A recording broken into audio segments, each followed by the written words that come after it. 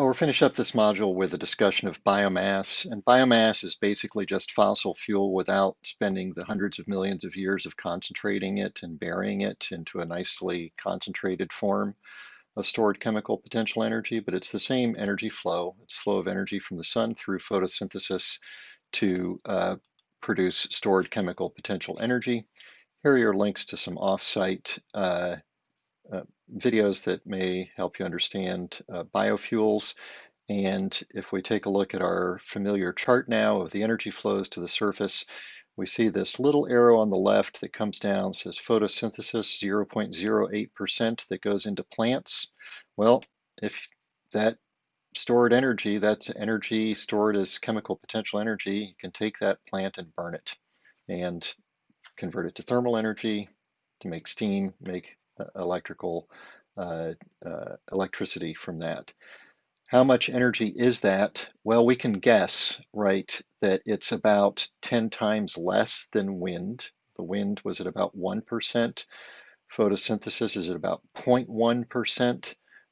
So if you burned literally every plant on the planet every year, which of course not wise or practical, how much energy would that be? So we can do the same experiment that we did for the sun and for wind.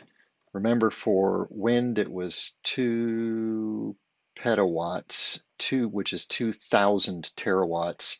And if we took 1/10 of that, we'd be at 200 terawatts. This is 133 terawatts, so that's because it's a little bit less than 0.1%, and we can't actually burn 100% of everything anyway. But if we compare that to the human energy consumption as we have done before, we take the total amount of plant life that is formed in a year by photosynthesis. What's that stored energy? And compare it to the amount of energy that is used by people. And the answer is that it's about 8 times more than the amount of energy used by people.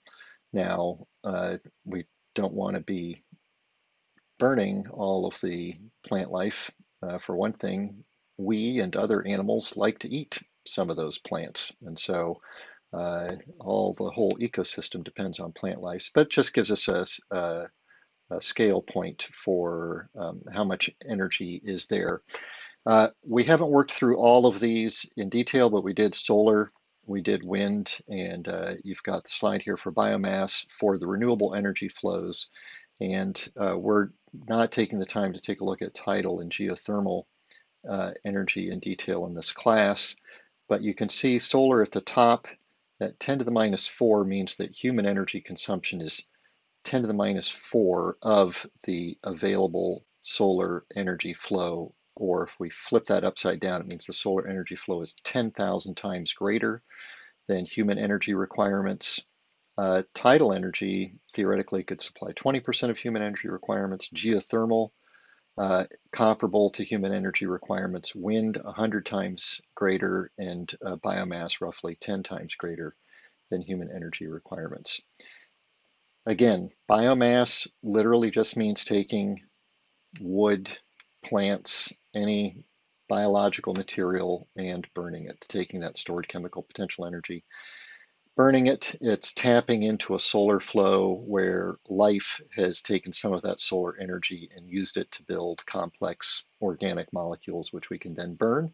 And that's literally what's done. Here's a picture of a biomass power plant where they take wood, chipped, which they get mostly from the lumber industry as some of the waste byproduct of that. And you just burn it and use that to power a turbine and electrical generator. And this is a few tens of megawatts, so it's roughly 10 or 20 times smaller than a large-scale fossil fuel power plant. And biomass is in this interesting thing of, is it a fuel or a flow? It sort of feels like a fuel because you can go out, chop down a tree, you burn it. The tree was literally fuel and it's gone, but the tree can grow back.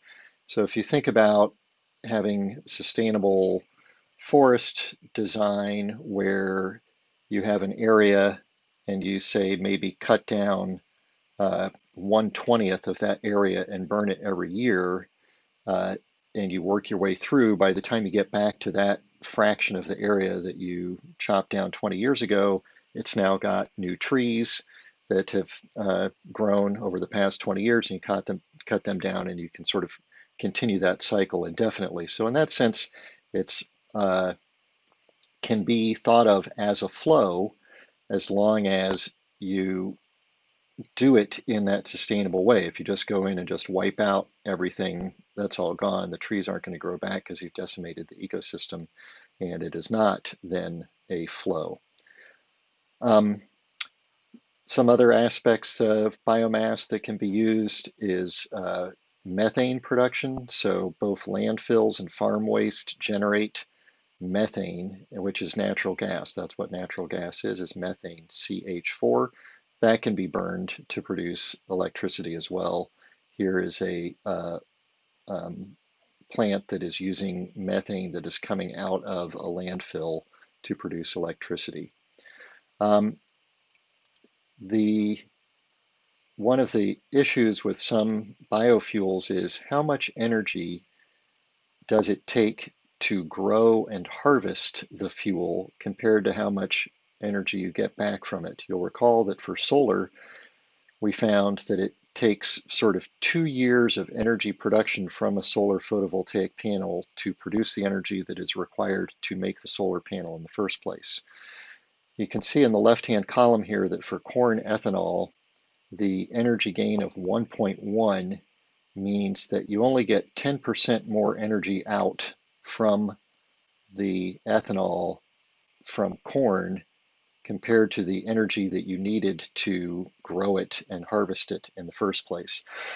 A much more efficient one is ethanol obtained from sugarcane, where you get 4 times as much energy back compared to the energy investment to grow it in the first place.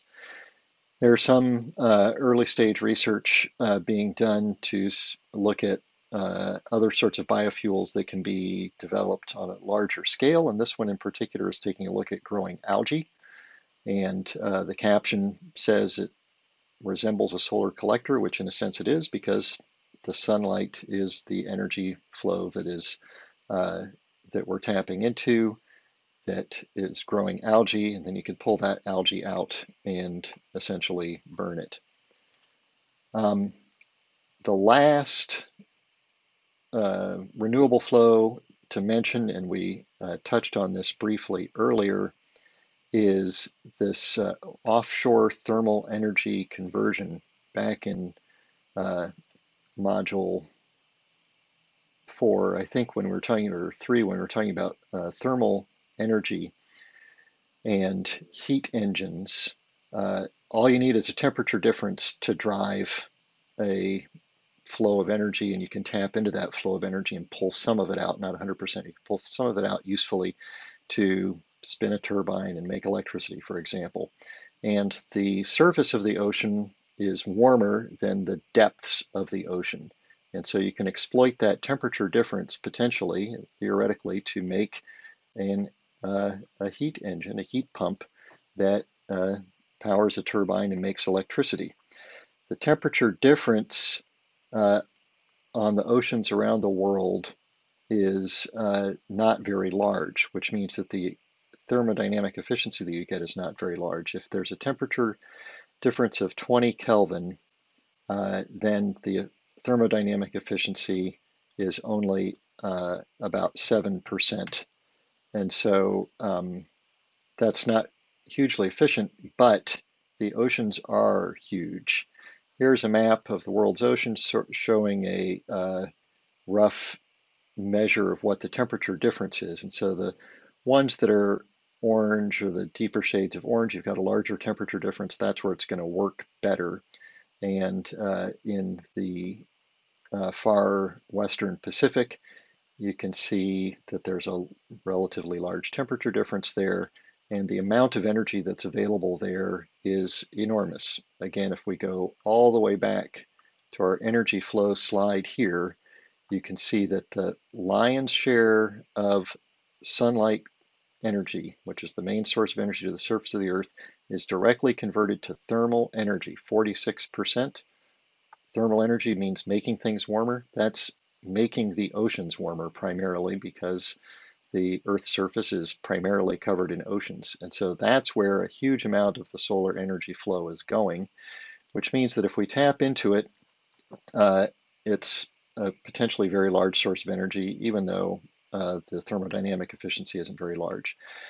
If less than 1/100th of 1% of that thermal energy could be converted into electricity, that would be 20 times the US electricity consumption. So we know we can't capture all of it, but the thermodynamic limit is only 6 or 7%, which is far larger than this 0.01%. So that's a potentially clean, renewable source of energy. There'd be environmental impacts because you're putting a giant thing in the ocean. How many of them? What's the infrastructure you need to get the electricity from those back to land and so forth. So right now, these are primarily sort of theoretical and pilot engineering studies and not yet ready for large scale deployment. So that's all we'll say about those.